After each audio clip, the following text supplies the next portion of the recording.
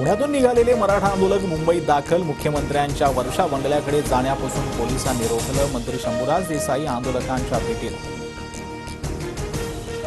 वडीगोद्रीत मराठा आणि ओबीसी कार्यकर्ते आमने सामने. मराठा संघटनांच्या बाईक रॅलीवेळी दोन्ही गटांच्या कार्यकर्त्यांकडून घोषणाबाजी. मोठा पोलीस बंदोबस्त तैनात.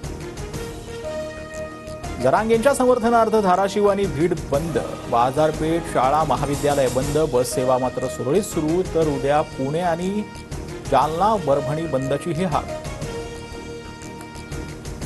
मुंबईतील धारावीत मशिदीचा अनधिकृत भाव तोडण्यावरून वाद. जमावानं बीएमसीच्या पथकातील वाहनांच्या काचा फोडल्या. तोडक कारवाईला 4 ते 5 दिवसांची स्थगिती.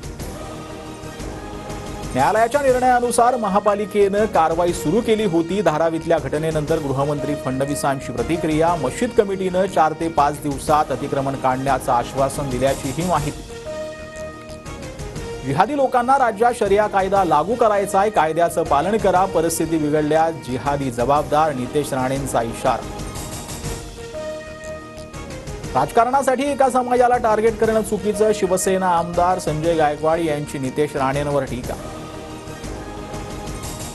बारामतीत झळकले सुप्रिया सुळेंचे भावी मुख्यमंत्री आशयाचे बॅनर. ईदच्या शुभेच्छा देणाऱ्या बॅनरवर सुळेंचा भावी मुख्यमंत्री असा उल्लेख.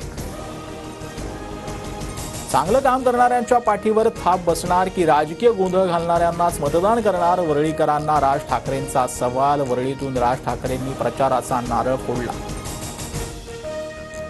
सिनेट निवडणूक उद्याऐवजी मंगळवारी घेण्यास हायकोर्टाची परवानगी. 24 तारखेला मतदान तर 27 तारखेला मतमोजणी होणार. मुंबई विद्यापीठाची विनंती हायकोर्टाकडून मान्य.